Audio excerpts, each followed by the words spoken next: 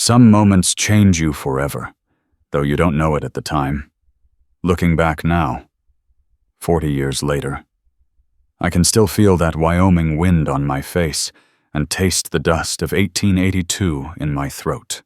My name's Jake Morrison, and I need to tell you about Rose, about how a silent woman taught me to hear again, and how 17 cents in my pocket became the fortune that saved my life. I was nobody special then. Just another broken soul drifting through the territories after losing everything that mattered. My Mary and our baby girl had passed 3 winters before, taking with them any reason I had for staying sober or staying put. But Providence has a funny way of putting you exactly where you need to be, even when you're trying your hardest to be nowhere at all. This story isn't about me finding Rose. It's about how she found me, right when we both needed finding most. The coins clicked against each other in Jake's palm, 17 cents, that had to last until he could find more work. The general store's floorboards groaned under his boots, that familiar sound every old building makes when it's settling into another day. Late afternoon sunshine slanted through windows hazed with years of dust and smoke, painting everything the color of weak tea. That's when he noticed her, a young woman standing at the counter, her hands moving in careful gestures toward old Mr. Garrett. Her dress, once blue as a summer sky, had faded to the color of wash water. 9 buttons still held where 12 should have been, the empty buttonholes gaping like tiny wounds. Jake found himself counting them without meaning to, the way a man counts fence posts when his mind needs something to hold on to. Garrett stood there studying the ceiling beams like he'd never seen pine wood before. His thick arms crossed over that stained apron he'd probably worn since the war. The woman's fingers tapped the counter 3 times, soft sounds that seemed to echo in the afternoon quiet. When nothing came back to her, her thin shoulders pulled forward, making her look even smaller than her natural height. She pointed at a card of thread hanging behind Garrett, 2 cents worth of black thread any decent person would sell without fuss. Her fingers traced the shape of coins in her palm. Then she held them out proper a penny and 2 halfpennies, clean and ready. The coins caught the light, showing they'd been polished careful, the way people do when every cent matters. Garrett kept his eyes on those ceiling boards like the secrets of creation might be written there. Jake's boots announced him on the hollow floor. Both the woman and Garrett turned at the sound. The woman had a face that might have been pretty before hard living carved lines around her eyes and hollowed her cheeks. Maybe 20 years old, maybe younger hunger and hardship aged folks quick in the territories. But her eyes dark as coffee beans, and twice as alert, took in everything about him in one quick look, his worn boots with the sole starting to separate, the 3-day growth of beard he hadn't bothered to scrape off, the 17 cents he held like they might multiply if he wished hard enough. She stepped sideways, quick and smooth like a deer that knows exactly how far to run, making room for him at the counter, keeping herself small and out of the way. Her elbow brushed against a jar of pickled eggs sitting on the counter, sending it rolling toward the edge. Jake saw it happening the way you see lightning before thunder comes slow and certain and no stopping it. The woman's hand shot out, fingertips just grazing the glass. But that jar was already falling. It hit the floor with a crack that seemed to go on forever. Eggs and brine spreading across the boards like spilled hopes. The woman's hands flew to her mouth, not in surprise. Jake realized, but in something closer to terror. She dropped to her knees right there in the mess, trying to gather the eggs with her bare hands, while the brine soaked through her thin dress. Her movements were desperate, frantic, like she was trying to put Humpty Dumpty back together before the world noticed he'd fallen. "Now look what you done!" Garrett came around that counter faster than a man his size should move, face red as fresh beef. "Every blessed time you come in here, something gets ruined. Every blessed time." She couldn't hear him. Jake understood that now. Clear as day. But she could see his face. The way his mouth twisted ugly around the words. The way his hands bunched into fists the size of small hams. She scrambled backward, still on her knees, pickled eggs falling through her fingers, brine mixing with what might have been tears. Garrett grabbed her wrist, his thick fingers wrapping clean around with room to spare. Purple-green bruises, already days old, marked her forearm like shadow flowers. He yanked her up hard enough her feet left the ground for a moment, and she made a sound, not words, just a small, hurt noise that didn't need translation. "Get out. You done enough damage. Dummy. Don't need your cursed kind, bringing more trouble to my store." He shoved her toward the door with enough force to send her stumbling into a barrel of crackers. Her eyes, those watchful, knowing eyes, found Jake's for just a heartbeat. Not pleading, not asking for help, just acknowledging, like she'd been shoved toward a lot of doors and expected nothing different from this one. Jake's feet moved before his brain gave permission.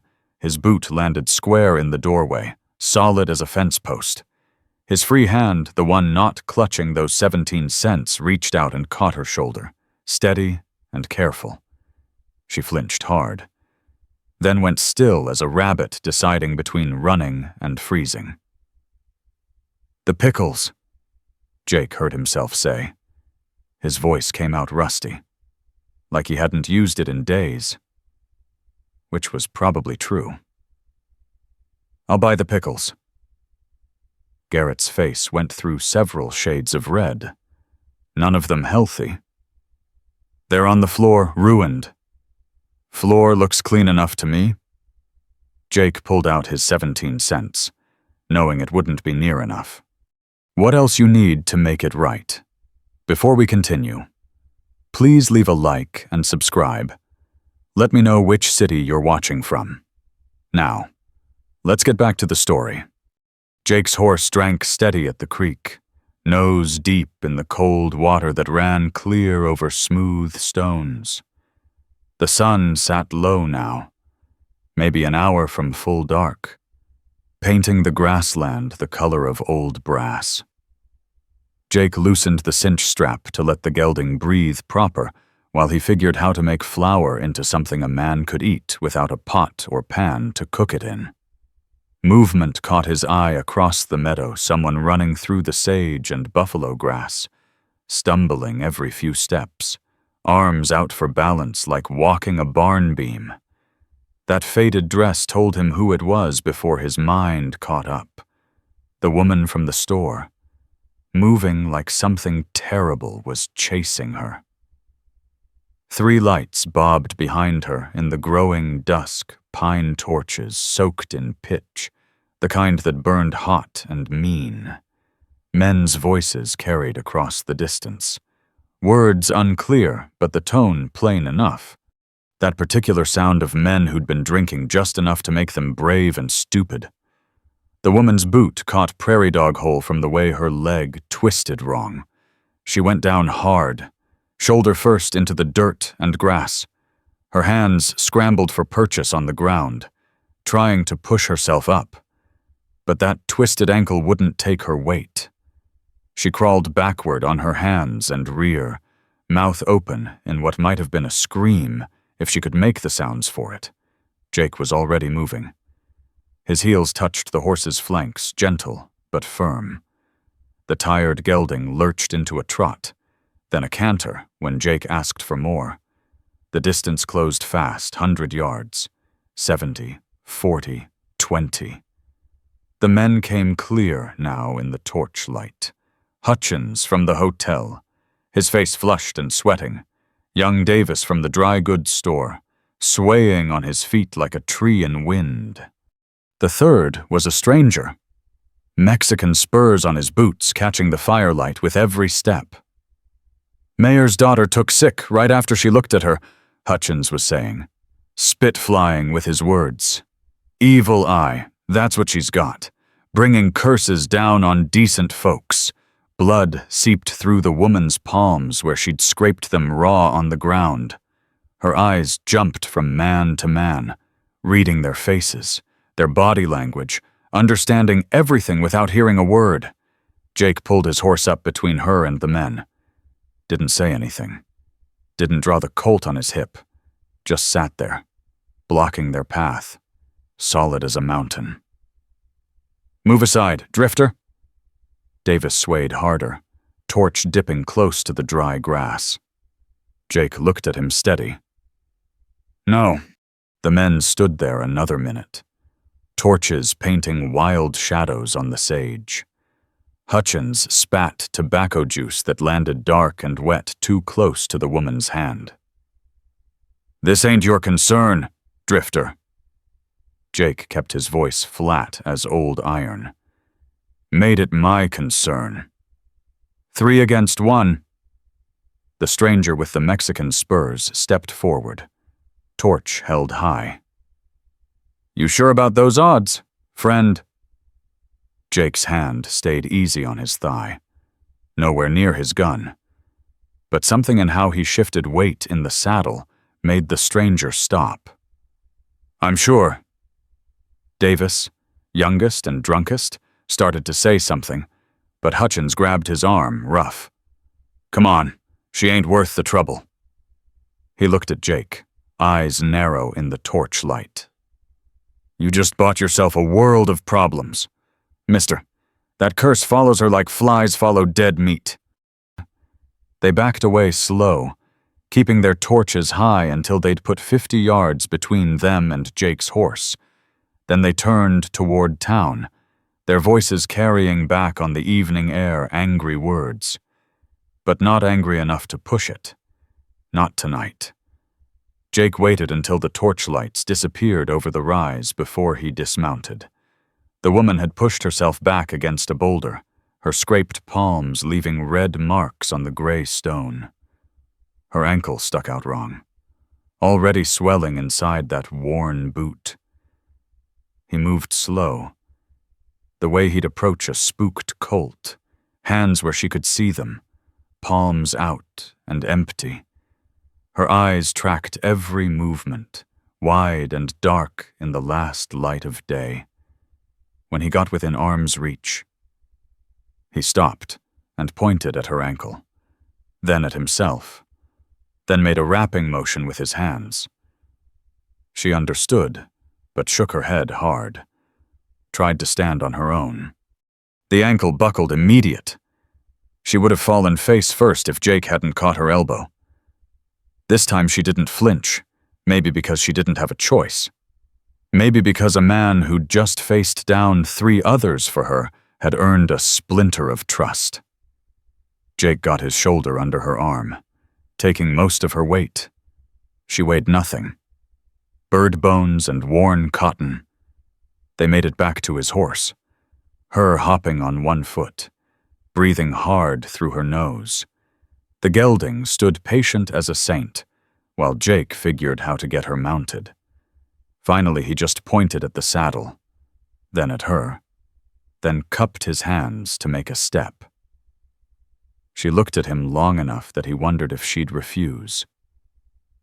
Then she placed her good foot in his hands and let him boost her up. She sat sideways, gripping the saddle horn with both bloody hands. Jake led the horse back to his camp by the creek, walking slow to keep her from falling. Full dark had settled by the time they arrived. His camp wasn't much a ring of stones for a fire. His bedroll, saddlebags with what little he owned. But it was away from town, away from torches and angry men with whiskey courage. He helped her down. Her weight nothing against his chest for the moment it took to set her on a flat rock near the fire ring. She kept her bad foot stretched out straight, heel digging a groove in the dirt, Jake could see the pain in how she held her shoulders, even if her face stayed carefully blank. The fire took some doing. His matches were damp from morning dew, and the kindling was scarce this close to town where folks had gathered it all. But finally, orange flames licked at the darkness. In the firelight, he could see her better. Dirt smeared across one cheek. A fresh tear in her dress at the shoulder, showing skin scraped raw. Those bloody palms she kept pressed against her thighs like she could push the hurt through the fabric. Jake dug in his saddlebags for his one luxury, a flask of whiskey he'd been saving for when things got past bearable. He poured some on a bandana that might have been clean last week and held it out to her, pointing at her hands. She took it, hesitated, then started cleaning the scrapes. Her face stayed still as pond water, but he saw the muscle jump in her jaw when the whiskey hit the raw places. While she worked on her hands, Jake pulled out his meager supplies. The flour from today, bought with his last dollar, some hardtack that could break teeth if you weren't careful, a strip of jerky tough as boot leather, coffee grounds he'd been using for 3 days running. Not much of a meal, but more than nothing. He held up the hardtack and jerky to her, question clear in the gesture. She shook her head, pointed at him, then at the food. The meaning was plain, you eat it.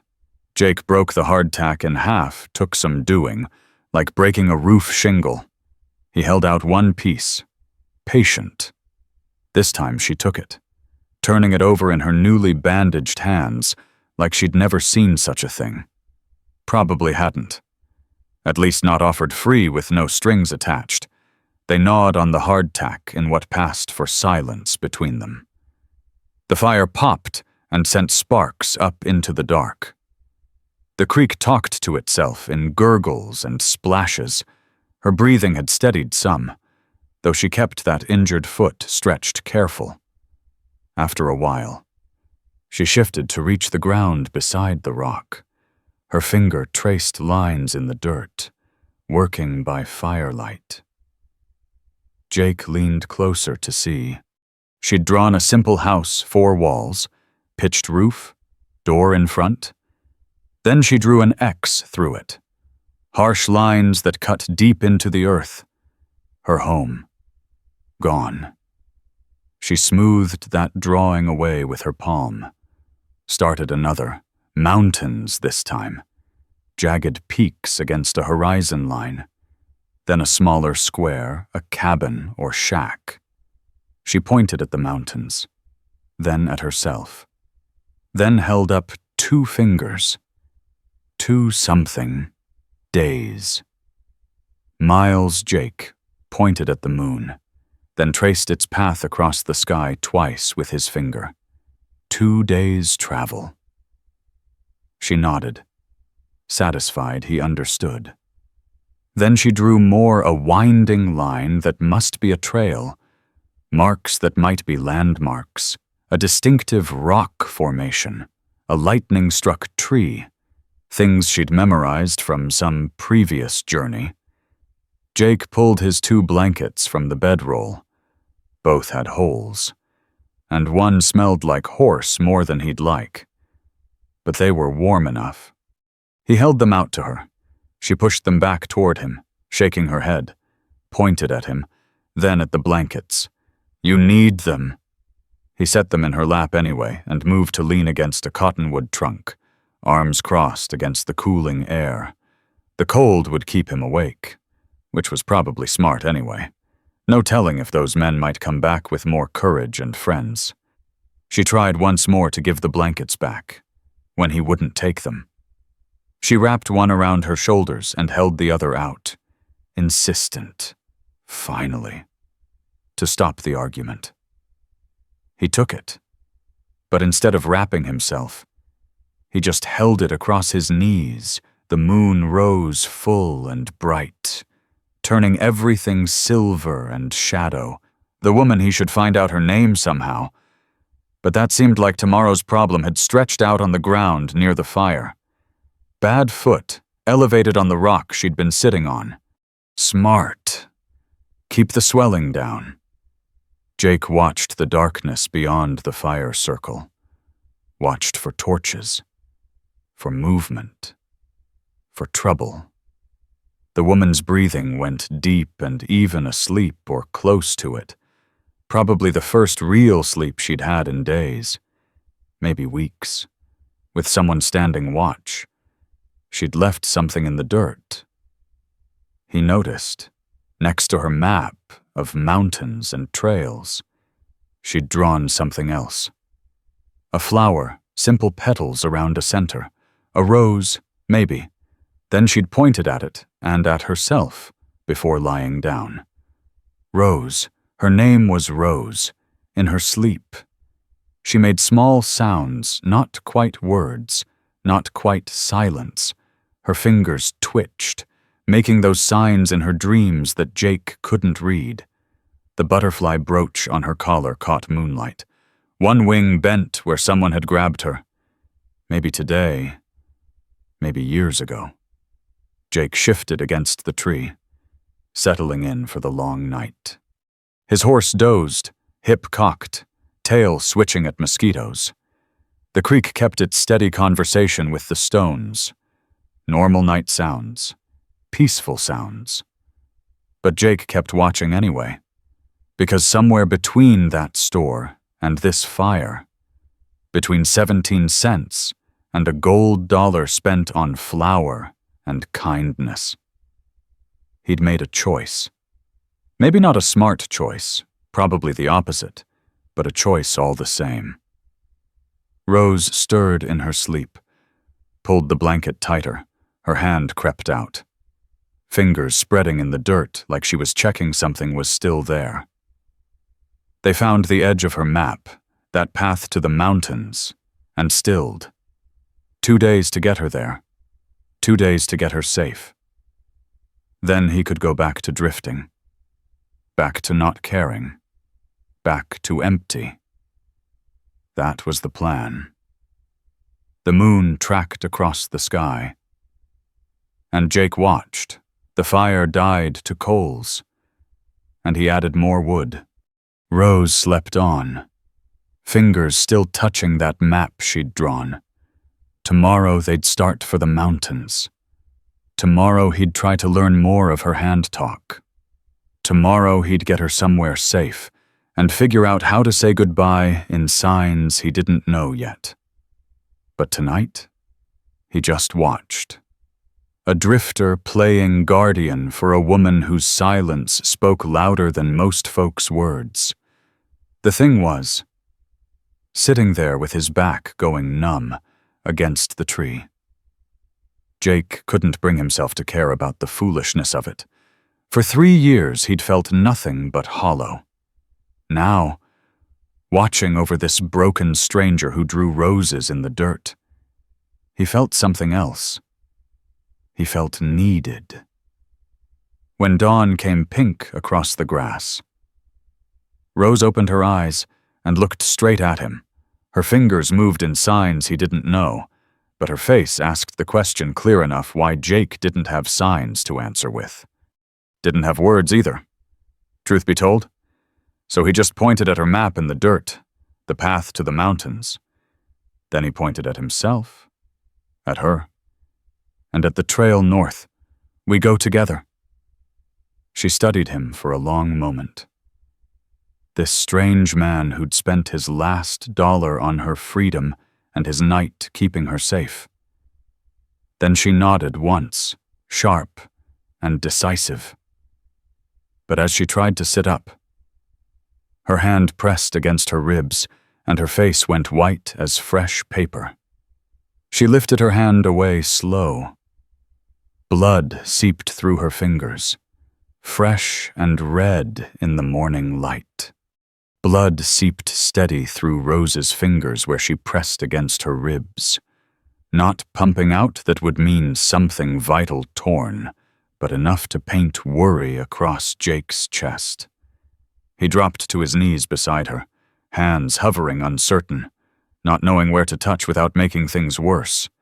She pulled her hand away to show him, A gash, maybe 4 inches long, curved around her side, edges puffy and red. Must have happened when she fell last night. Caught herself on something sharp rock edge, broken sage, piece of rusted wire from old fence lines. The dark dress and darkness had hidden it until now. Jake pointed at the wound, then at his saddlebags, making a wrapping motion with both hands. She nodded, jaw tight. He dug out his spare shirt, the one he'd been saving for when this one finally gave up. The cloth was worn soft from too many washings, cleaner than anything else he owned. The ripping sound seemed too loud in the morning quiet as he tore it into strips. Rose unbuttoned 3 buttons of her dress, just enough to pull the fabric away from the wound. Jake's hands shook when had that started as he folded a strip into a pad. He held it up, question in his eyes. She took it from him, pressed it against the gash herself. Better that way. Proper distance. While Rose held the pad, Jake wrapped longer strips around her middle, over the dress, tight enough to hold but not so tight she couldn't breathe. She kept her eyes fixed on the mountains, face blank as fresh paper, but he felt her breath catch when he pulled the bandage snug. Felt the tremor run through her. The ankle came next. The swelling had gone down some overnight, but purple-green bruises painted her skin from toes to shin. Jake unlaced her boot careful as he could. She gripped the rock she sat on, knuckles white, but didn't make a sound. The boot came free, showing worse damage than he'd thought, not broken, but twisted bad enough she wouldn't be walking normal for days. He wrapped the ankle tight with more strips from the shirt. Rose watched him work. Forehead creased with something that might have been confusion.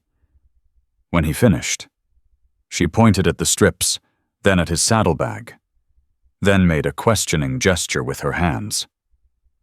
"Why waste your last shirt on me?" Jake shrugged.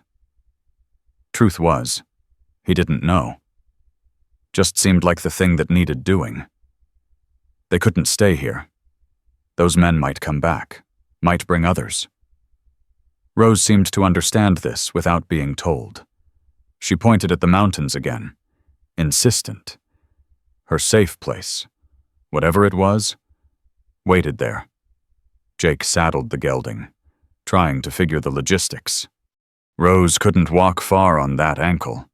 The horse could carry her, but that meant Jake walking. And they had maybe 20 miles to cover if he read her map right. 2 days at least. Moving slow. He helped her mount. Her weight nothing as he lifted her into the saddle. She sat sideways again. Bad foot hanging free. Good foot in the stirrup. Jake took the reins and started walking. The sun climbed higher, beating on his back through the threadbare vest. They followed the creek upstream for the first few miles, then cut across a meadow dotted with Indian paintbrush and yarrow. Rose kept one hand pressed to her ribs, the other gripping the saddle horn. Every time the horse stepped wrong on uneven ground, her lips pressed thin, but she never asked to stop. By noon, Jake's feet screamed inside his boots. They'd covered maybe 5 miles. The mountains looked no closer, blue-gray teeth against the sky. He stopped at a cluster of cottonwoods, their shade a blessing from the heat. Rose slid from the saddle before he could help, landing on her good foot. She hopped to a fallen log, sat heavy. Sweat had soaked through her dress despite the morning being cool enough to see breath. The bandage around her middle showed a rust-colored stain spreading slow. Jake handed her his canteen. She drank careful, small sips, then handed it back. He pointed at the stain, eyebrows raised in question. She shook her head. "It's fine," but her hand trembled as she made the gesture. They ate hardtack soaked in water to soften it enough for human teeth. Rose pulled some roots from her pocket, the kind that grew wild along the creek. She'd been gathering them even hurt, even running. The roots tasted bitter but filled the stomach better than nothing. After eating, Rose drew in the dirt again with a stick. The trail she showed curved around a ridge, followed a dry wash, then climbed through pine forest. She drew X marks at certain spots, landmarks, probably.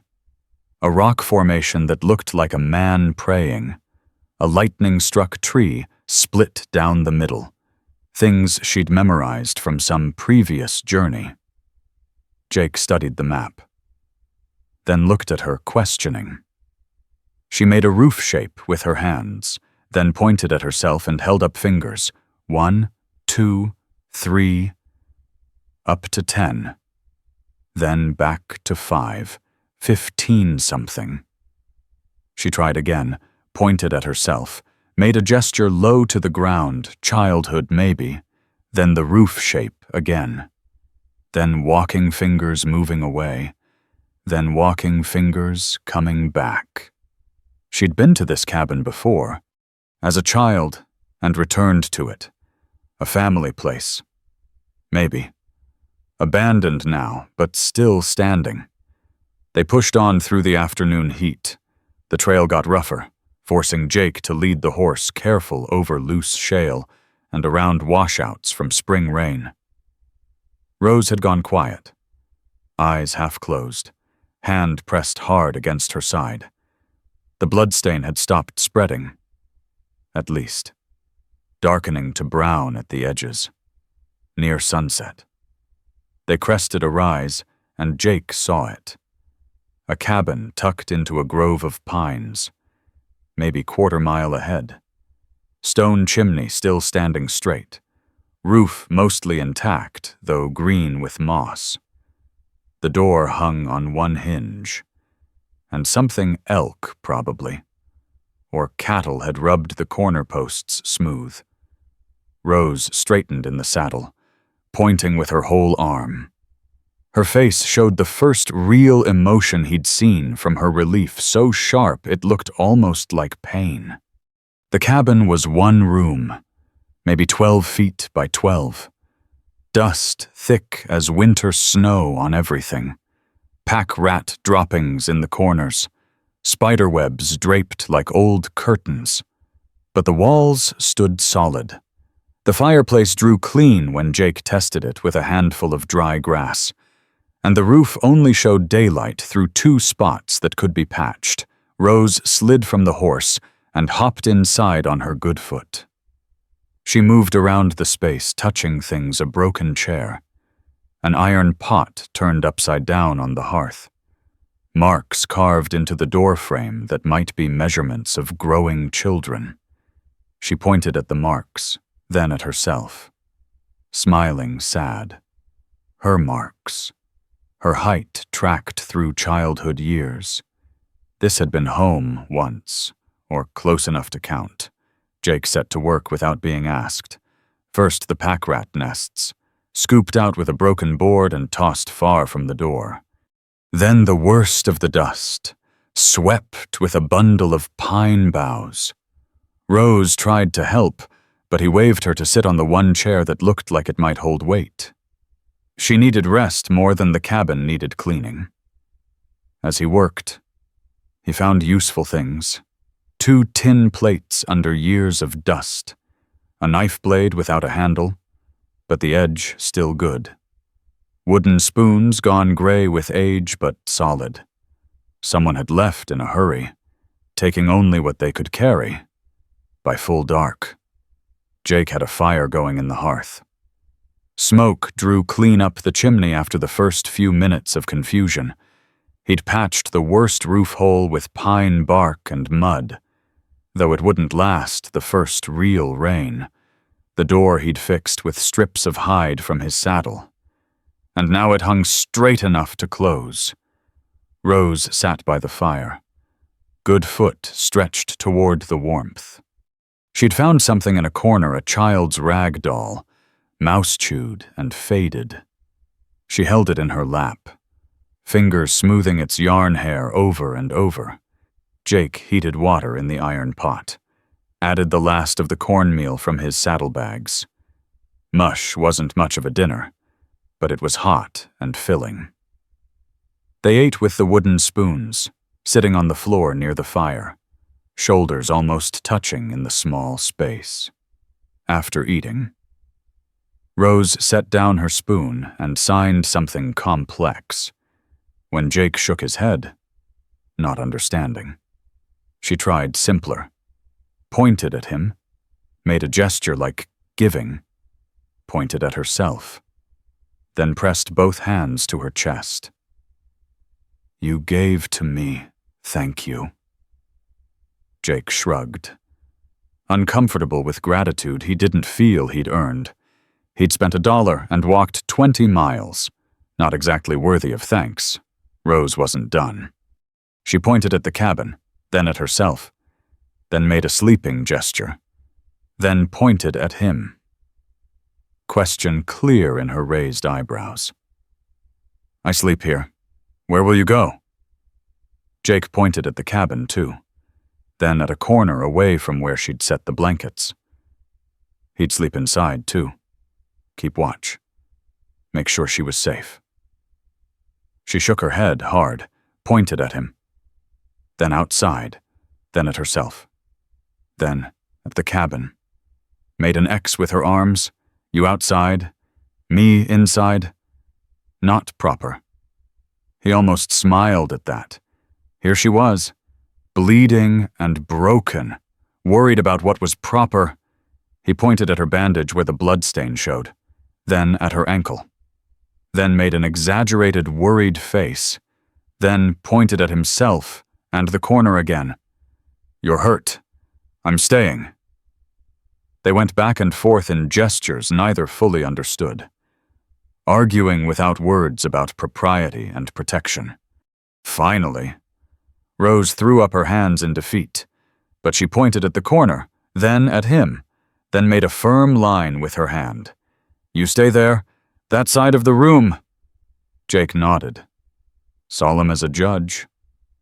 She seemed satisfied with this boundary, imaginary as it was in a 12-foot space. He brought in the saddle and blankets while she banked the fire for the night. When he turned around, she'd made herself a bed from pine needles and one blanket, the rag doll tucked beside her like she was 5 instead of 20. Jake settled in his corner, back against the wall where he could see the door. The cabin still smelled of dust and age. But underneath that came pine smoke and something else, safety. Maybe, or at least the chance of it. Rose's breathing went steady, sleep pulling her under, in the dying firelight. Jake could see her face relax for the first time all day. One hand stayed pressed protective to her ribs, even in sleep. Near dawn, Rose made a sound, not loud, but sharp enough to pull Jake full awake. She was sitting up, hand pressed to her mouth, eyes wide and fixed on nothing. Jake started to move toward her but stopped. Her hand wasn't at her mouth, it was at her throat, and in the gray pre-dawn light coming through the patched roof. He could see why. Dark bruises ringed her neck like a necklace, purple-black marks he hadn't noticed before. The kind of bruises that came from hands, strong hands that had squeezed hard enough to leave their print in flesh. Someone had tried to strangle her. Recently. Those weren't old bruises, maybe 2, 3 days at most. She saw him looking and dropped her hand quick, pulled the collar of her dress higher. But their eyes met across the dim cabin, and the question hung between them like morning mist. Who had done this? And more important, were they coming after her? The bruises around Rose's neck had turned yellow-green at the edges by the 3rd morning in the cabin.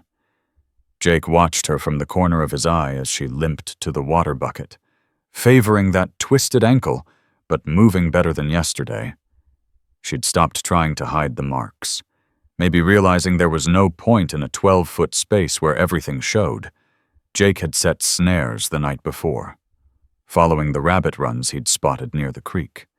Now he checked them in the early light, finding all 3 empty. The loops hung too high. Rabbits would walk right under them without even ducking. He'd set them like he would for prairie jackrabbits, forgetting these mountain cottontails ran smaller and lower to the ground.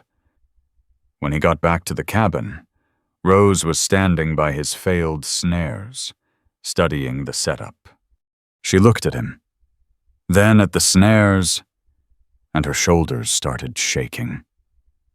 Silent laughter that crinkled the corners of her eyes and made her press a hand to her wounded ribs.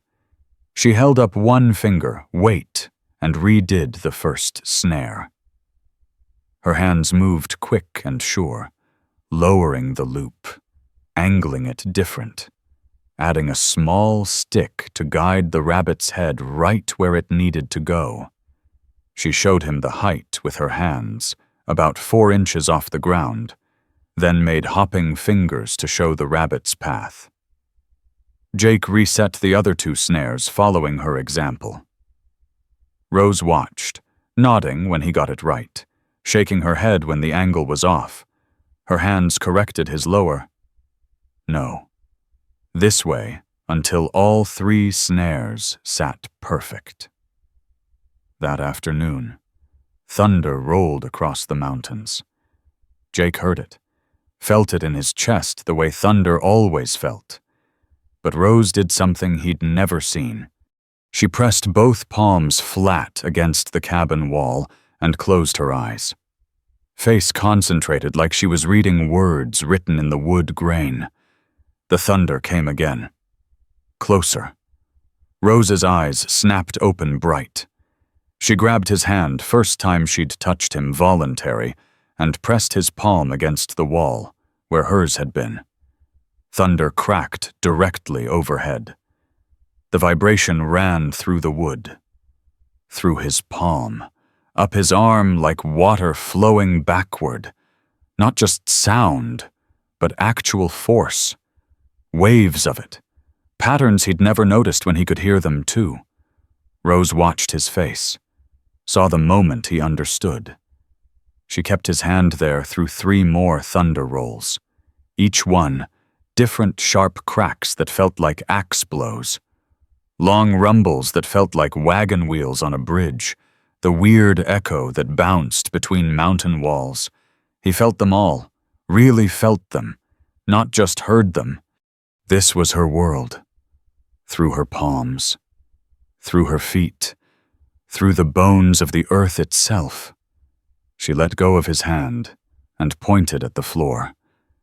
Jake knelt, pressed his palm to the rough boards. At first, nothing. Then there, footsteps, his horse moving outside, the rhythm of it clear as day once he knew what to feel for. 4 beats, step, step, step, step. Then again, Rose smiled. The first real smile he'd seen from her, not sad, not forced, real pleasure at sharing this secret. They spent the afternoon like that, her teaching him to feel the world like she did. Horse hooves had a different pattern than elk, sharper, quicker. Wind in the pines sent different vibrations than wind through grass, steady whispers versus rolling waves. Even the fire in the hearth had its own rhythm. Pops and crackles he felt through the stones before he heard them. She taught him signs, too. Basic ones at first. Eat fingers to mouth. Sleep hands together beside tilted head. Water cupped hand tilting. Danger fisted hand shaken sharp. Safe arms crossed over chest. Yes and no, nods and shakes. But big ones. Exaggerated so there was no mistaking. Jake tried to teach her his words in return, pointing at things and saying them slow.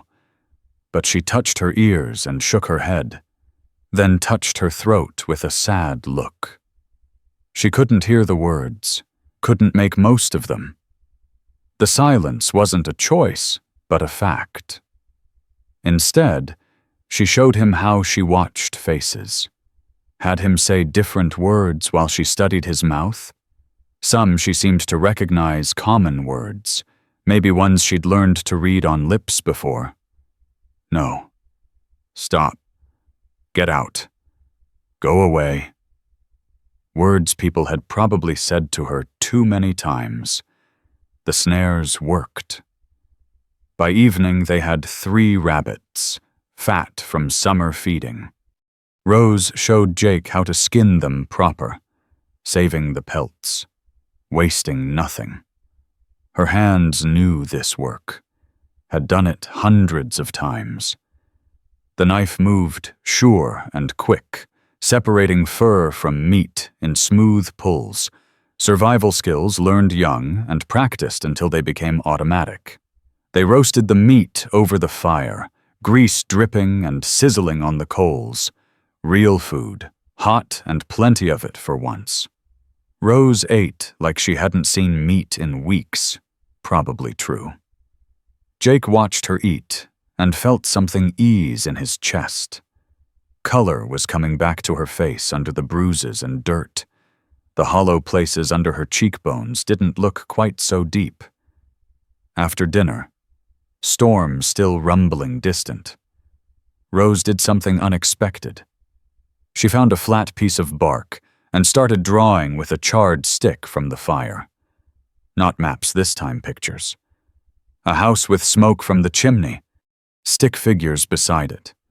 2 tall, 3 small. She pointed at the tallest figure, then at herself, then held up fingers showing she'd been the middle child. She drew more, the figures lying down, all 5, X marks over them, then just one figure standing, small and alone. She touched her ears, shook her head, pointed at the lone figure. The deaf child who survived when the others didn't. Jake wanted to say something. But what? Sorry was too small a word for that kind of loss. He took the charred stick and drew his own pictures instead. A cabin, 2 figures standing. Then one figure lying down with an X. The standing figure holding a tiny bundle, a baby that didn't make it either. Rose studied his drawings, understanding without words that grief knew grief, that they both carried ghosts. She drew more. The lone figure walking, walking, walking. Towns drawn and crossed out, rejected, expelled, unwanted. The figure getting taller, years passing. Then recent things. A building that might be a boarding house, a man's figure, thick and tall. The man's hand around the smaller figure's neck. Jake's hands made fists without him thinking about it. Rose saw and shook her head quick. She drew more. The small figure running. The man not following X through him. Dead gone. Just not chasing. Didn't matter. What mattered was Rose had escaped something. Someone.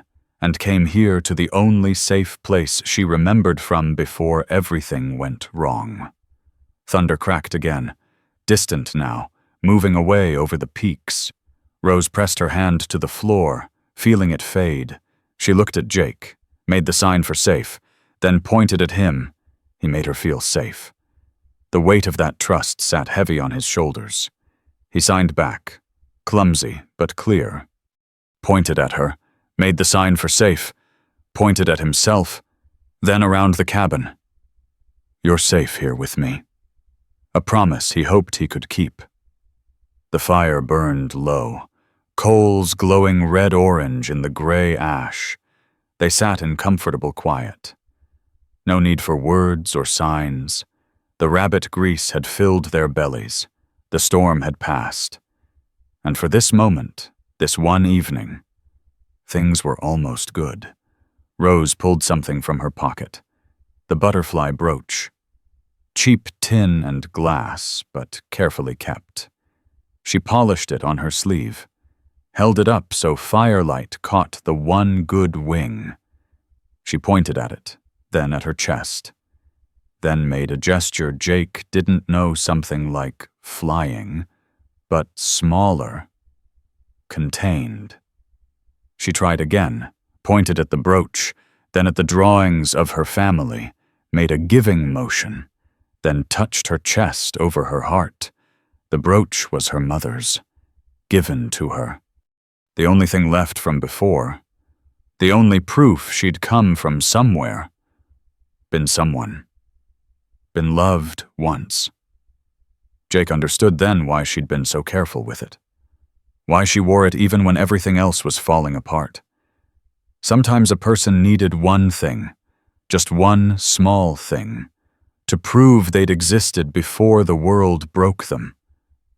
He wanted to show her he understood. But how? He had nothing from his past, had left it all behind in the ashes. But then he remembered. From his vest pocket, Jake pulled out a small carved horse, worn smooth from years of handling. His father had carved it when Jake was 7, taught him how to work wood while making it.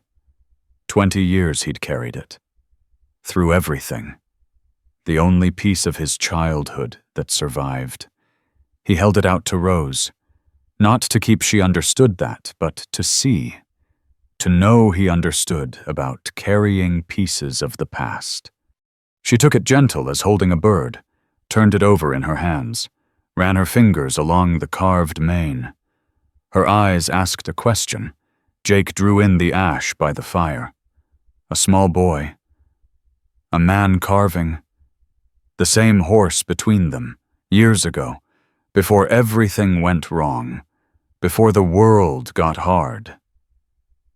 Rose handed the horse back careful, like she understood it was sacred. Then she did something that stopped his breath. She pointed at him, at herself. Then made a sign he hadn't seen before. 2 hands clasped together, held firm. Friends. Jake repeated the sign back, clumsy but sincere. Friends. The fire popped, sending sparks up the chimney. Outside, something screamed fox or rabbit, the nightly hunt continuing. But inside the cabin, 2 broken people had found something neither expected. Not healing. Not yet. But the possibility of it. Rose stood to bank the fire for the night, moving easier on that ankle now. She'd taken to leaving the bandage off her ribs during the day, though Jake could see her still favoring that side. As she turned to her corner with the pine needle bed, something fell from her pocket. A piece of paper, folded small and worn soft from handling.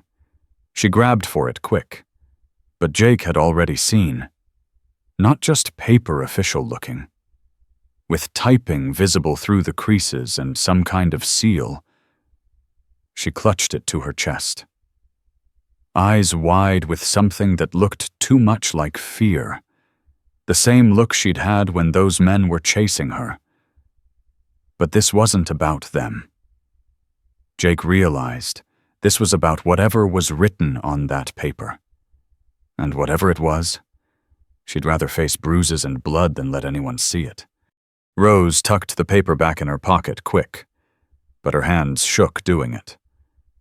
Jake kept his eyes on the fire, giving her the privacy of not watching. Whatever that paper held. She'd share it when ready, or never. Both were her right. The morning came gray and drizzling. Jake's shoulder ached where he'd slept wrong against the wall. 4 weeks now they'd been in this cabin, fixing it up piece by piece. The roof held water mostly. The door hung straight. Rose's ankle had healed enough she barely limped. She sat by the hearth now, grinding acorns she'd gathered yesterday. The motion was steady. Practiced rock against rock, turning bitter nuts into flour they could eat. Her sleeves were rolled up, showing arms that had gained some flesh. 3 meals a day did that to a person who'd been starving slow. Jake had been sketching with charcoal on bark, trying to find a way to tell her something. Finally, he just drew it simple. A man on a horse, a house with a woman, the woman lying down, a cross, a baby too small to need its own cross. Rose stopped grinding, studied his pictures. Her fingers traced the woman's figure gentle-like. She looked at Jake, waiting for more. He drew more. The man leading the horse away from the crossed-out house. Bottles. Many bottles. The horse being sold. The man walking, walking, walking. 3 circles for 3 years of walking nowhere. She set down her grinding stones and drew her own story fuller than before. A farm, she added details this time. Chicken coop. Garden rose. 5 people holding hands. Happy. From the way she drew them close together. Then winter. She drew snow. Wind lines. Everything cold. The figures lying down one by one. First the small ones, her siblings. Then father, mother last, holding on longest. Rose drew herself beside each bed, holding water cups, wiping faces, trying to help though she couldn't hear their calls or last words. Jake's throat went tight. A deaf child nursing her whole family through killing fever, unable to hear their needs, reading their dying wants from faces growing stiller each day. She drew the aftermath, herself digging. The ground frozen, she made harsh marks to show how hard. 5 holes, 5 wooden markers. Her alone in the empty house with 5 ghosts she couldn't hear, even if ghosts made sounds.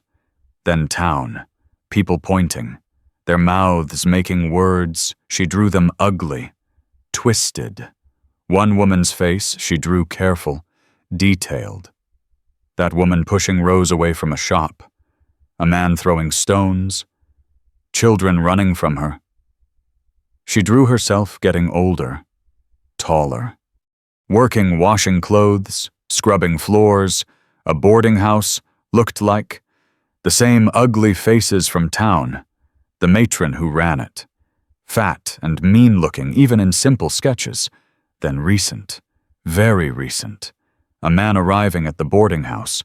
Well-dressed, she drew his coat with buttons, his hat, his watch chain, his hand reaching for her, her backing away, him grabbing. She stopped drawing. Her hand went to her throat, touching those yellow-green bruises that were finally fading. She looked at Jake, then drew one more thing. Money changing hands, the matron taking payment, the man leading Rose away like bought goods. Jake's jaw clenched so hard his teeth hurt. Someone had sold her, sold a deaf woman to a man who Rose drew faster now. Herself running, the man following. A struggle she didn't draw details but pointed at her ribs, her ankle, her escaping. Coming here, to the only place she remembered as safe. She pulled that paper from her pocket, still folded, held it up but didn't unfold it. Drew a question mark, then pointed at the paper, then at the man in her drawings. Whatever was on that paper connected to him, maybe proof of sale, maybe something worse. Jake wanted to see it, wanted to know what could be worse than what she'd already shown, but she folded it smaller, tucked it away again. Not yet. Maybe never.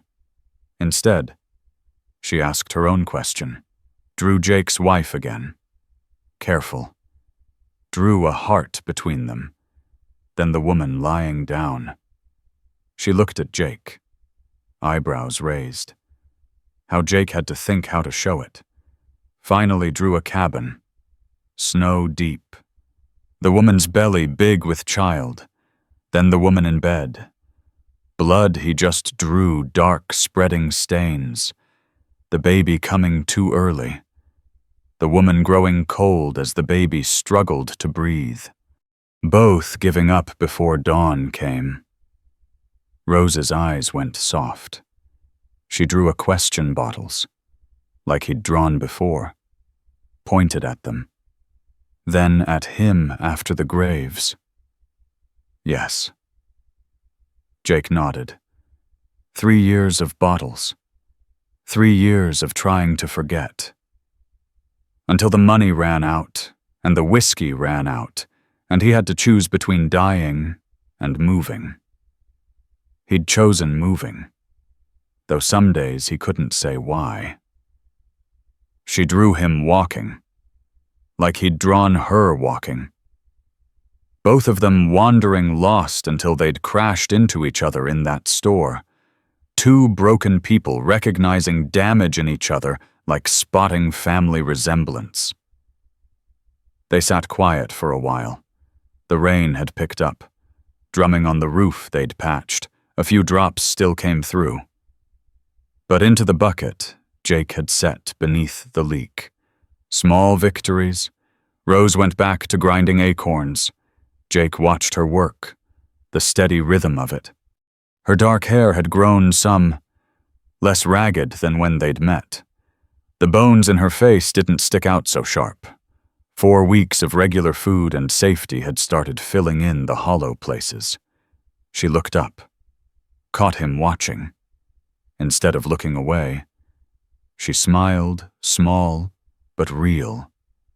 Then she set down the grinding stones and signed something new, pointed at the cabin, at him, at herself.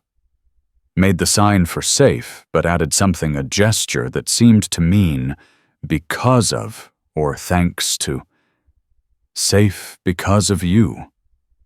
Jake shook his head, pointed at her own contributions, the snares that actually caught rabbits, the acorn flower, the roots and plants she knew were safe to eat, the wooden spoons she'd carved while her ankle healed.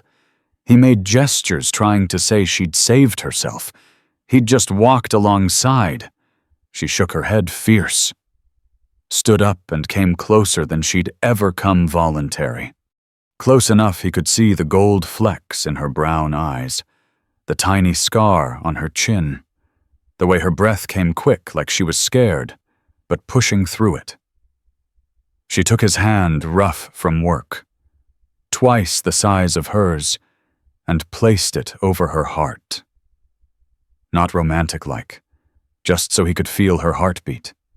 Strong and steady, alive. Then she pointed at him again. Alive because of you. Jake's throat closed up. He wanted to say something, even knowing she couldn't hear it. Wanted to tell her she'd saved him too, given him reason to care about something again. But words had never been his strength, even when someone could hear them.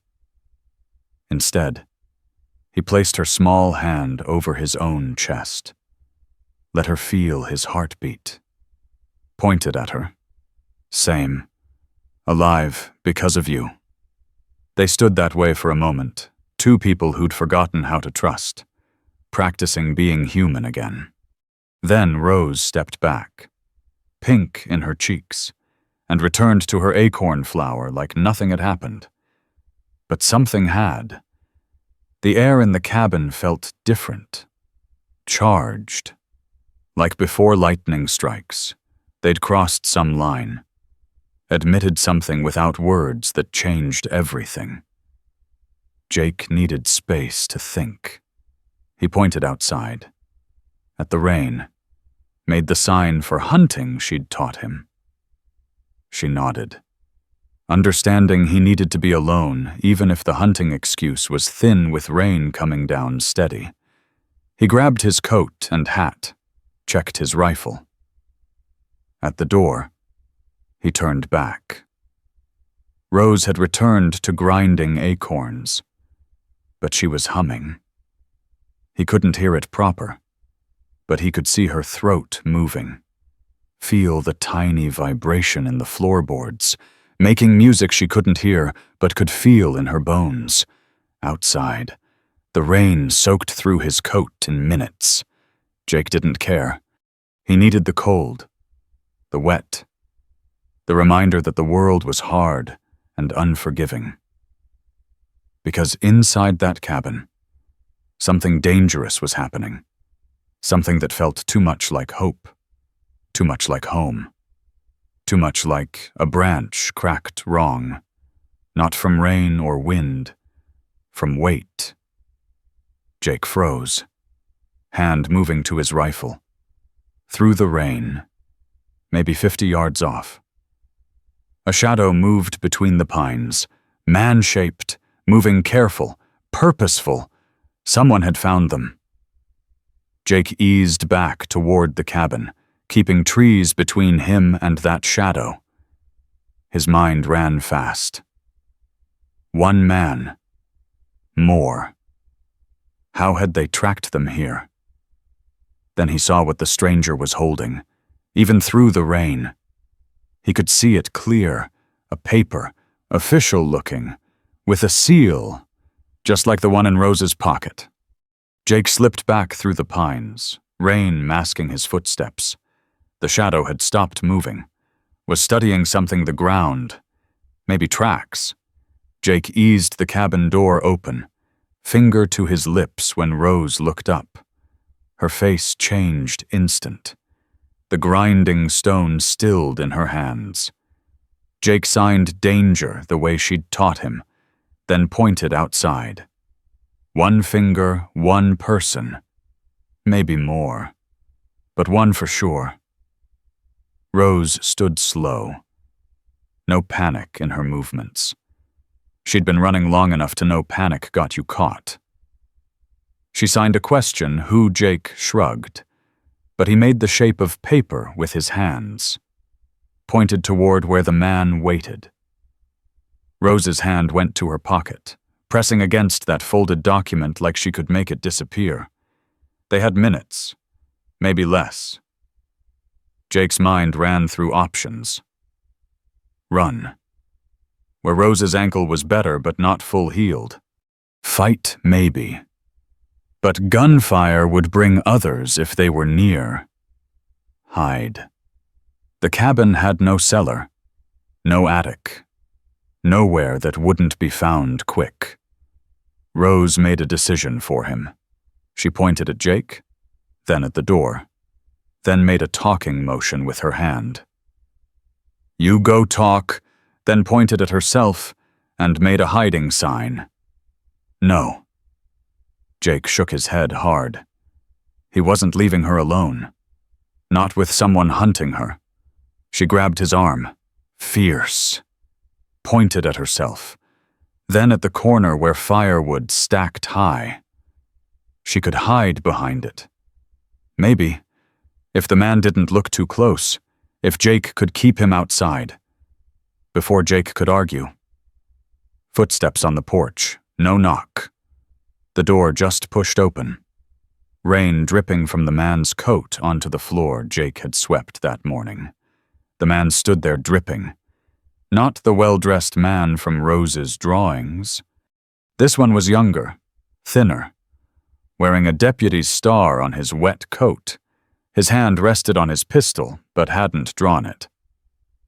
Figured I'd find you here, the deputy said. Water ran off his hat brim in steady streams. Mr. Morrison, right from the livery stable incident. Jake kept his body between the deputy and the corner where Rose pressed herself small behind the woodpile. Don't recall catching your name. Deputy Paulson, from Cheyenne.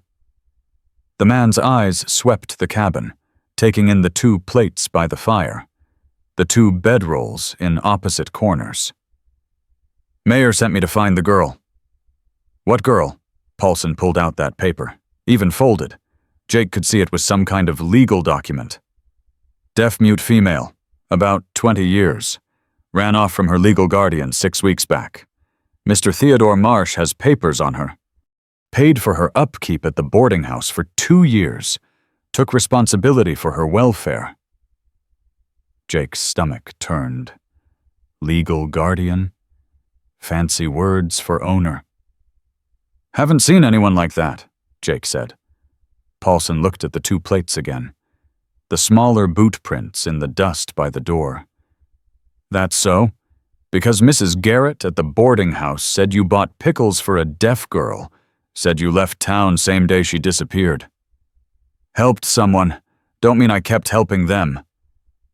The deputy moved further into the cabin. Jake shifted to block him, but Paulson's hand dropped to his gun. "Mind if I look around?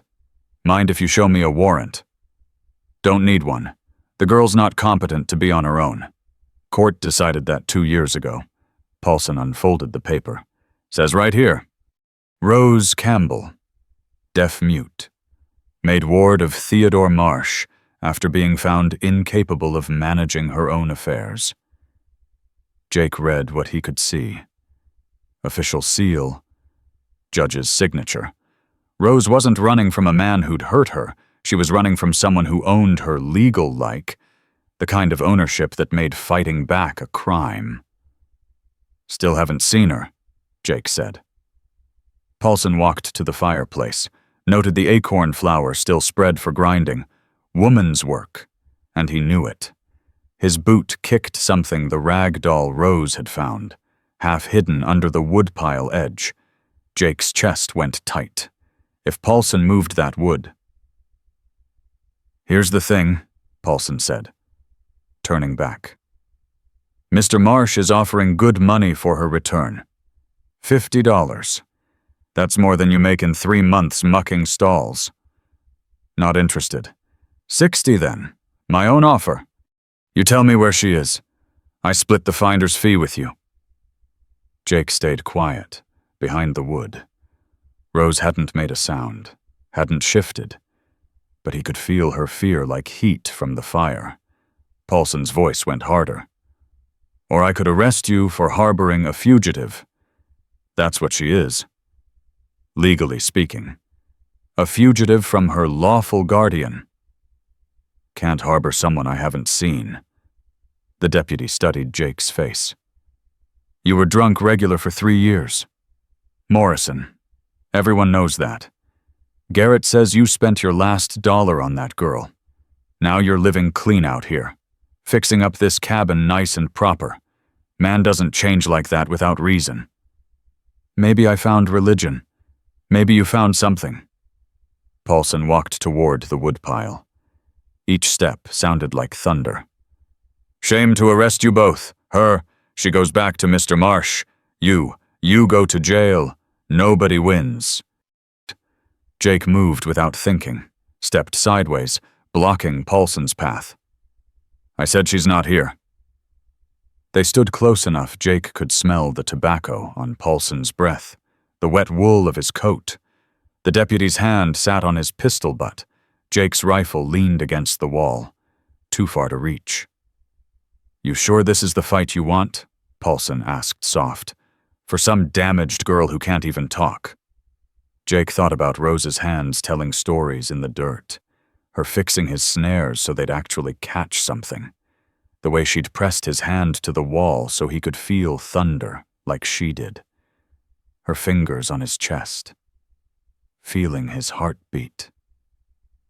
Alive because of you. "I'm sure." Paulson backed toward the door. Slow. "I'll be in town 3 more days. Mr. Marsh is coming himself if I don't bring her back. He's not as understanding as me. Man paid good money for damaged goods. He says, wants his property returned." The words made Jake's hands fist. Property, damaged goods, like Rose was livestock that wandered off. 3 days, Paulson repeated. "Bring her in yourself. Collect the money. Walk away clean, or don't, and face what comes." He left the door open behind him. Jake waited until the footsteps faded, until he was sure Paulson was really gone, before moving to the woodpile.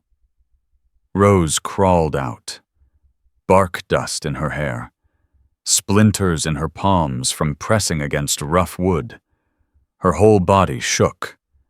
She signed something rapid Jake didn't understand, then pulled out that paper from her pocket. She unfolded it with trembling fingers, the same kind of document Paulson had. Legal guardianship. Theodore Marsh named as guardian of Rose Campbell. Deaf-mute, unable to manage her own affairs. Signed by a judge who'd probably never met her, never saw her intelligence, her capability, her worth as a human being. But there was more. Another paper behind it. A bill of sale from the boarding house. Services rendered. Rose's name at the top like a receipt. Jake understood now. The boarding house had sold her, claimed she owed for room and board, sold that debt to Marsh, who'd used it to claim guardianship. All legal, all proper, all evil dressed up in official language. Rose pointed at the papers, then at herself, then made a sign Jake knew the one for belong. But she crossed it out with her other hand. Don't belong to him. Jake took the papers gentle from her hands. Read them full through.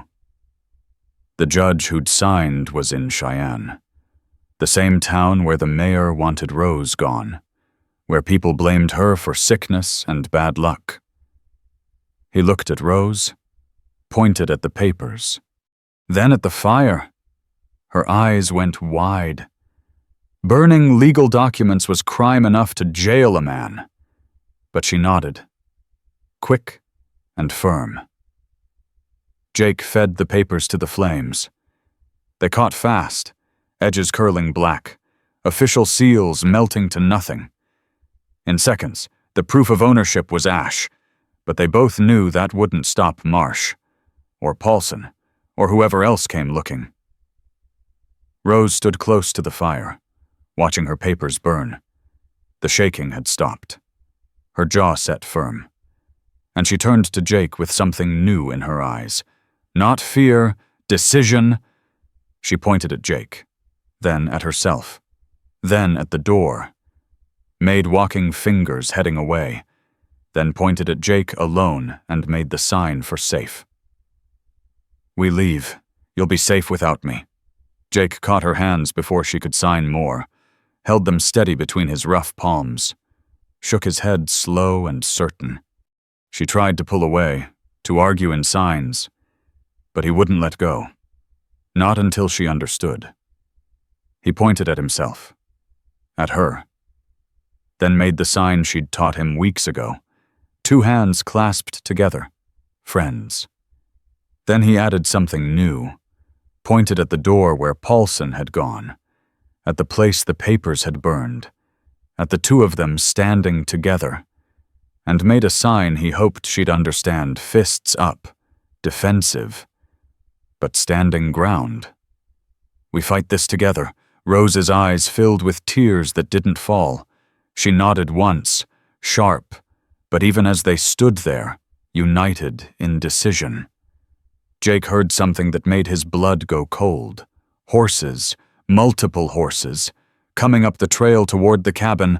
Paulson hadn't left. He'd just gone to get help. The horses stopped. Outside 3, maybe 4 from the sound. Jake moved to the window, keeping low. Through the warped glass he saw them, Mayor Harrison from Cheyenne, thick-necked and red-faced even in the morning cold. Pastor Whitman, tall and bent like a question mark. The pastor's wife, Martha, climbing down from her mare with difficulty, and Deputy Paulson, hanging back like he knew he'd been played for a fool. Jake's hand went to his rifle, then stopped. These weren't hired guns. This was something else. Rose stood frozen in the cabin's center, trapped between running and hiding. Jake caught her eye. Signed, "Wait." Whatever this was, running would make it worse. The knock came proper this time. 3 raps. Polite-like? Jake opened the door but blocked it with his body. "Mr. Morrison," Mayor Harrison said. His breath clouded white in the cold air. "We need to talk about the girl. Said my piece to the deputy. I know you did." This from Pastor Whitman, his voice carrying that preacher tone that expected folks to listen. "But there's more to know." Jake didn't move. Behind him, he felt Rose shift, maybe toward the back window. His hand went behind his back, made the sign for stop. She stilled. "May we come in?" Martha Whitman asked. She was smaller than Jake remembered, bundled in a black wool coat that had seen better decades. "It's cold, and what I have to say shouldn't be said standing in doorways." Something in her voice made Jake step aside. The 3 of them entered. Paulson staying on the porch like a scolded dog. Martha's eyes found Rose immediately, and her face did something complicated, recognition mixing with something that might have been grief. "Lord have mercy," Martha whispered. "You look just like her." Rose pressed back against the wall, hands ready to sign, but having no words for this. Martha reached into her coat, pulled out something wrapped in brown paper. Her hands shook age or emotion. Jake couldn't tell. "I should have recognized you in town. That butterfly brooch. I gave it to your mother 23 years ago, when she helped birth my first boy." She unwrapped the paper. Inside was a photograph, old and yellowed. A younger Martha Whitman standing beside another woman. The other woman wore the butterfly brooch, both wings still intact then. The face was Rose's face, 20 years earlier. "Sarah Campbell," Martha said. "Your mother, my dearest friend until the fever took her." Rose moved forward, careful, like approaching something that might disappear. She took the photograph with both hands, studied it like she'd never seen her mother's face in a picture before. Maybe she hadn't. "I was traveling when the fever came," Martha continued, "visiting my sister in Denver. When I returned, you were all gone. The neighbors said you'd died too. Rose, all of you burned with the cabin to stop the spreading." Rose shook her head hard, pointed at herself, then at the ground. "I'm here. I survived. I see that now." Martha's voice cracked.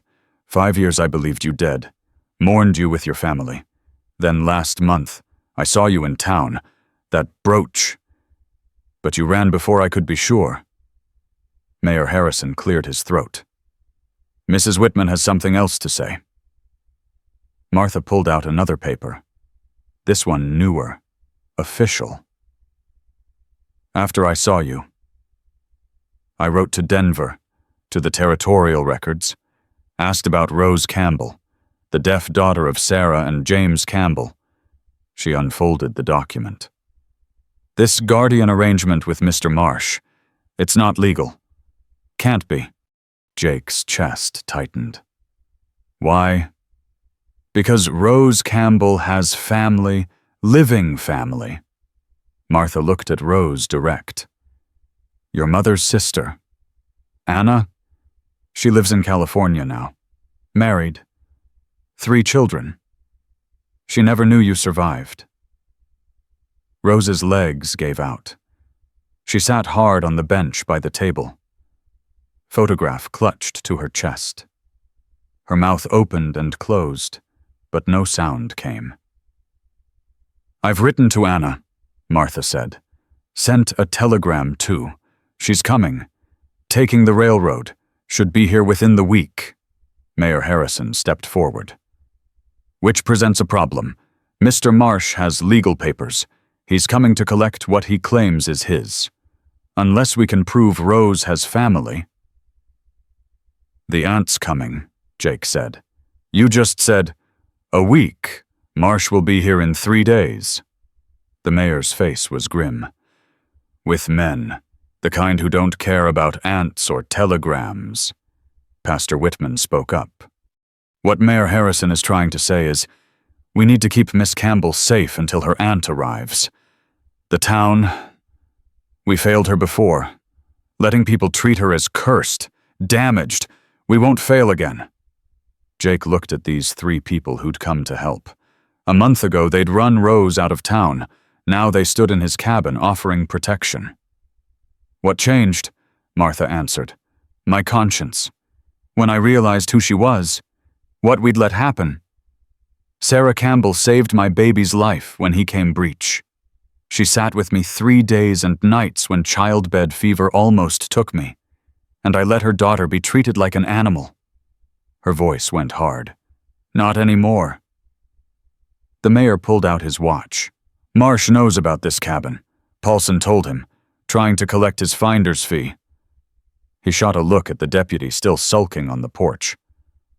"We need to move Miss Campbell somewhere safe." "Where?" Jake asked. "He'll check the town. The parsonage," Pastor Whitman said. "He won't think to look there. Not for someone the town supposedly cast out." Rose stood up sharp, shaking her head. She signed rapid at Jake Nome. "Not safe. Not for them." Jake translated best he could. "She doesn't want to put you at risk. The risk is ours to take," Martha said firm. She looked at Rose straight. "Your mother was my friend. You should have been raised as my niece. Not left to fend alone. This is debt paid too late. But paid nonetheless." Rose signed something Jake didn't know, but her face asked the question clear, "Why should I trust you?" Martha seemed to understand. She reached into her coat again, pulled out something else. A letter. Paper soft from folding and refolding. She handed it to Rose. "From your mother. She gave it to me the week before the fever came. Asked me to give it to you when you turned 16.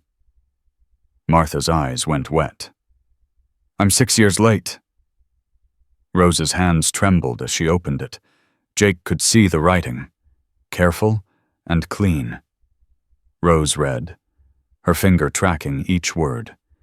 Tears ran silent down her cheeks. When she finished, she looked at Martha different.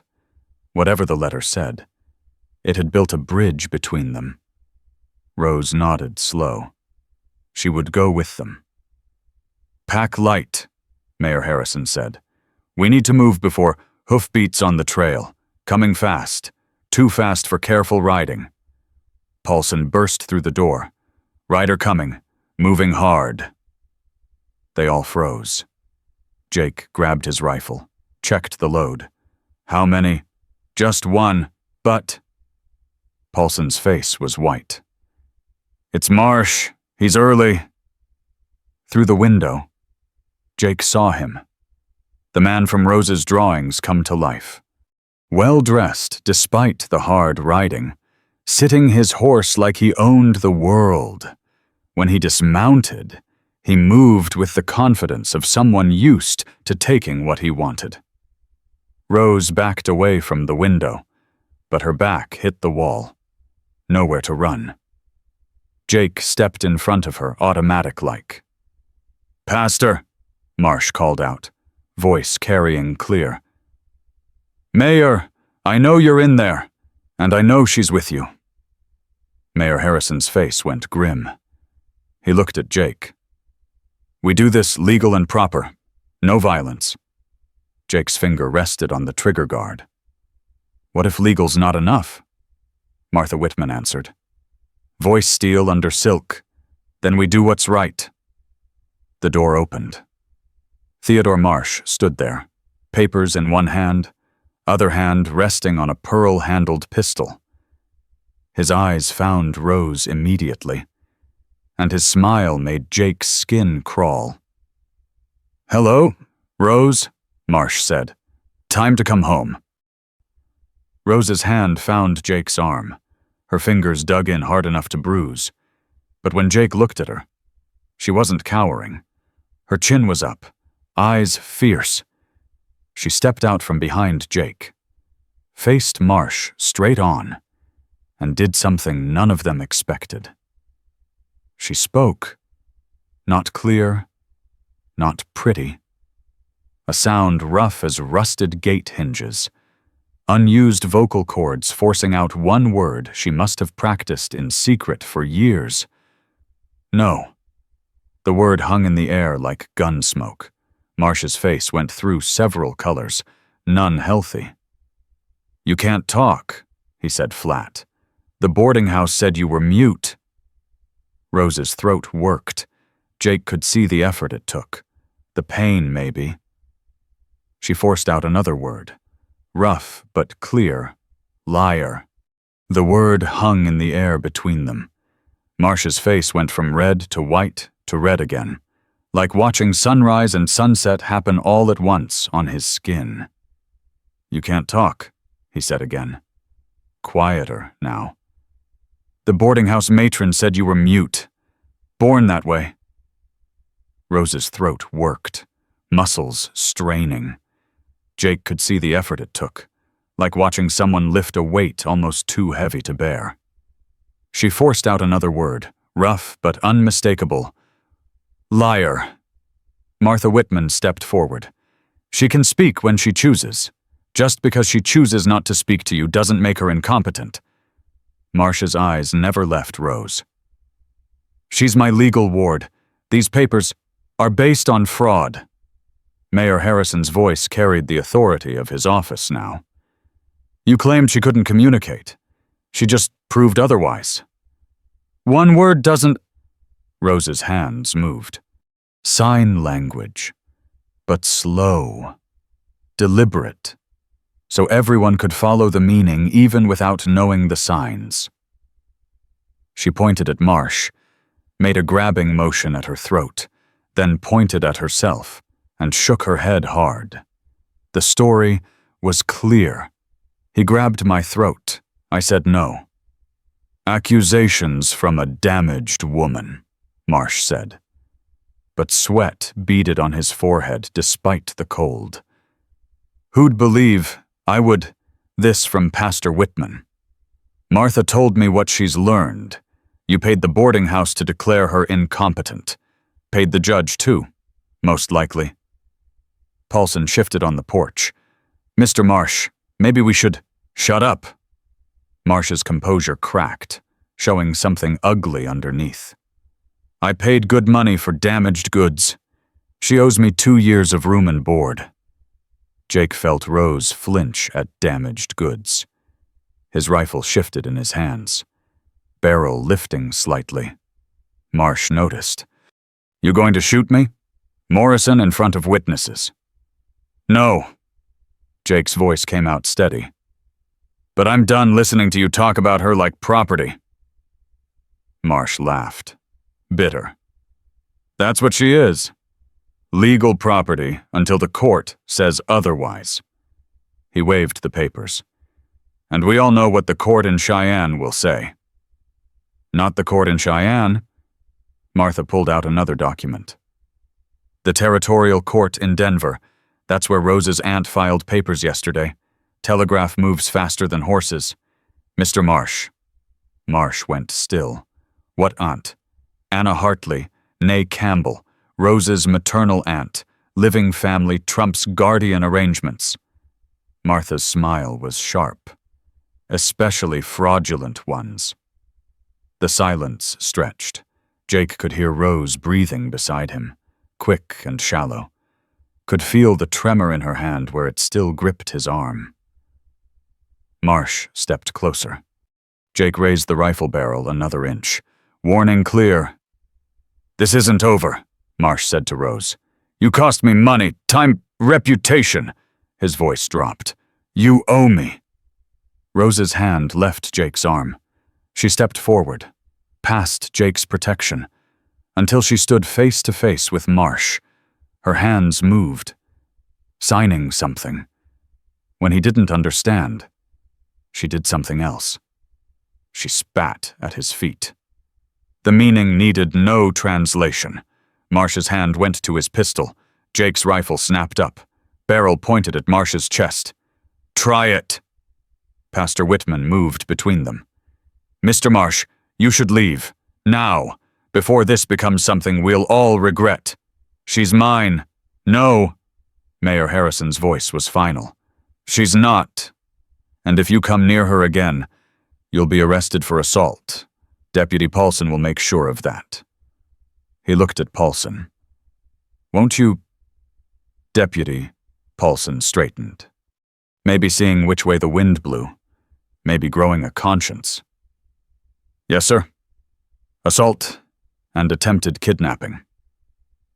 Marsh looked at each face, found no support. His gaze landed on Rose last. "You think you've won a mute girl playing house with a drunk drifter?" Jake started forward. Rose caught his arm, held him back. She looked at Marsh and signed something. Then, with effort that showed in her face, she spoke one more word. "Free." Marsh turned and left. His boots heavy on the porch, his horse protesting as he mounted rough. They watched through the window as he rode away, spurring harder than needed. Martha Whitman sat down heavy on the bench. "Lord, forgive me for enjoying that too much." Her husband touched her shoulder. "Some fights need fighting." Rose was shaking now, reaction setting in. Jake set down his rifle, caught her before her knees buckled. She leaned into him, face pressed against his chest. He felt her trying to breathe normal. Failing. Trying again. "It's done," he said, knowing she couldn't hear, but hoping she'd feel the rumble of his voice. "You're safe." Mayor Harrison cleared his throat.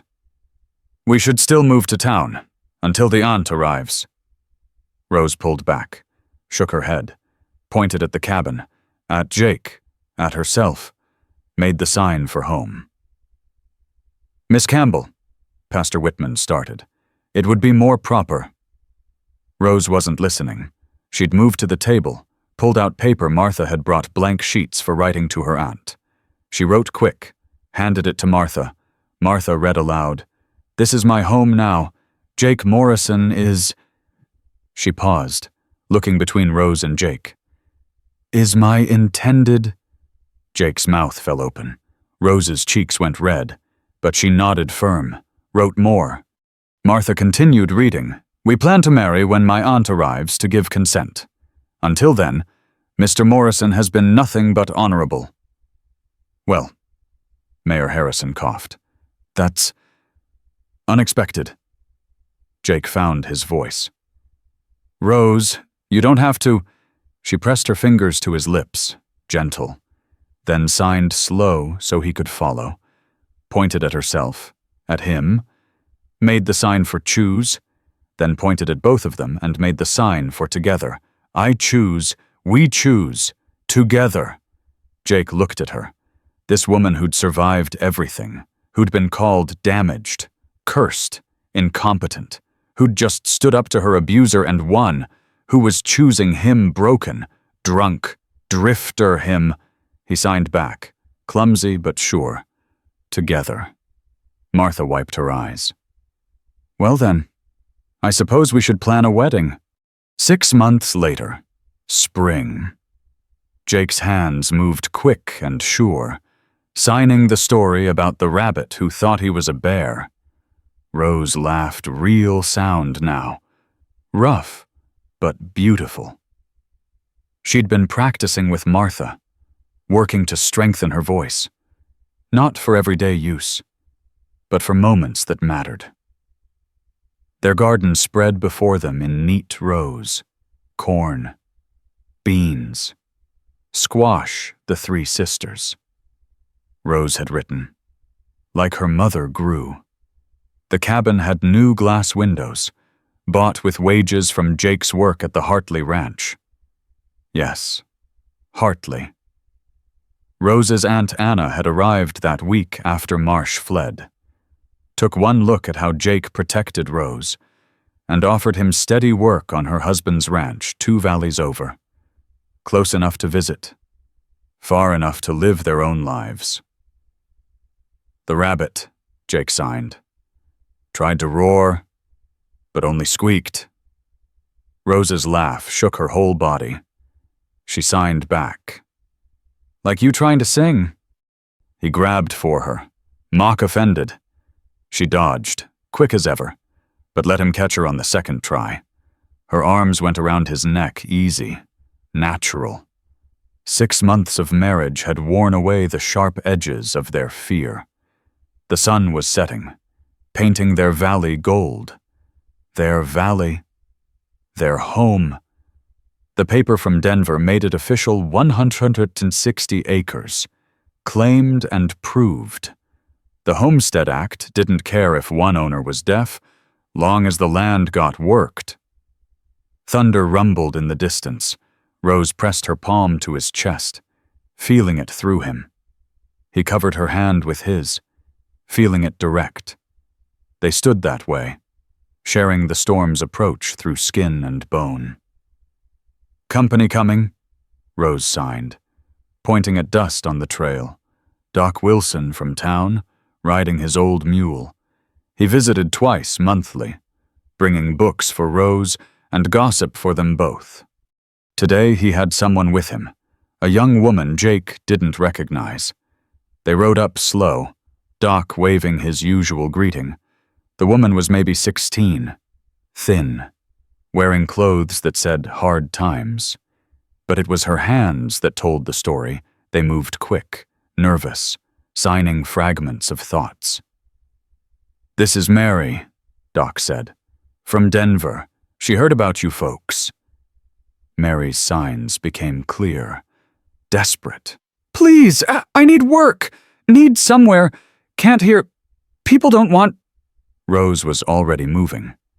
She took Mary's hands, stilled them, signed slow and clear, "Welcome, you're safe here." Jake understood then. Word had spread. The deaf woman who'd fought for her freedom, the couple who'd built a home where silence wasn't shameful. They'd become something they never intended, hope for others like Rose. Mary's eyes went wet. She signed. "I can work, cook, sew, garden." "Good," Rose signed back. "We need help with harvest." They brought Mary inside, fed her cornbread and rabbit stew. She ate like she hadn't in days. Rose set up a bed in the corner, the same corner where she'd slept that first night. Full circle. That night, after Mary was asleep. Rose and Jake sat on the porch, watching lightning paint the mountains.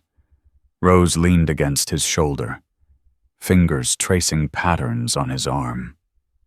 "Never alone," she signed against his skin. "Never alone," he signed back. Thunder rolled across their valley, through the boards under their feet, through their bones. They felt it together. Rose and Jake, in their home that had become refuge, not just for them, but for others who needed what they'd found: a place where different didn't mean less, where silence could be its own language, where broken people could build something whole. The storm broke, rain starting soft, then harder. They stayed on the porch, protected by the roof Jake had patched and repatched until it held strong. Rose stood, extended her hand, not asking, knowing. Jake took it, let her lead him inside where the fire burned warm, and Mary slept peaceful in her corner. Home. The word needed no signs, no sounds. It lived in the walls they'd mended, the garden they'd planted, the space they'd made for others who'd been told they didn't belong. Thunder shook the cabin. Rose smiled, pressed Jake's hand to the wall so he could feel it too. The vibration ran through wood and bone, connecting them to the storm, to the earth, to each other. Together.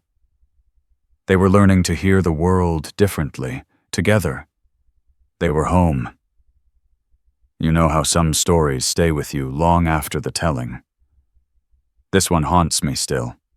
Not because of the hardship, Lord knows we all carry our share, but because of what grew from that broken ground, when Jake and Rose opened their door to Mary that spring evening. They didn't know they were planting seeds of something bigger. Word travels in these mountains like water finding its way downstream. Soon, others came. Not just the deaf, but anyone who'd been told they didn't fit the world's narrow mold. A one-armed veteran who'd given up on farming until Jake showed him new ways to hold a plow. A woman with a club foot who'd been hidden away by family until Rose taught her to sign her thoughts free. They didn't set out to build a community. They just couldn't turn away from eyes that held the same hurt they'd carried. By harvest time, their single cabin had grown to 4, then 6. Each one sheltered someone who'd been called damaged, cursed, unwanted. Together, they were proving the world wrong one shared meal, one signed conversation, one thunderstorm felt through. Joined hands at a time. Disclaimer. This story was inspired by historical accounts of 1880s Wyoming frontier communities and created solely for entertainment purposes.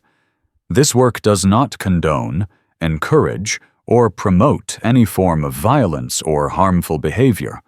All characters and events are products of imagination. Any resemblance to real persons or events is purely coincidental.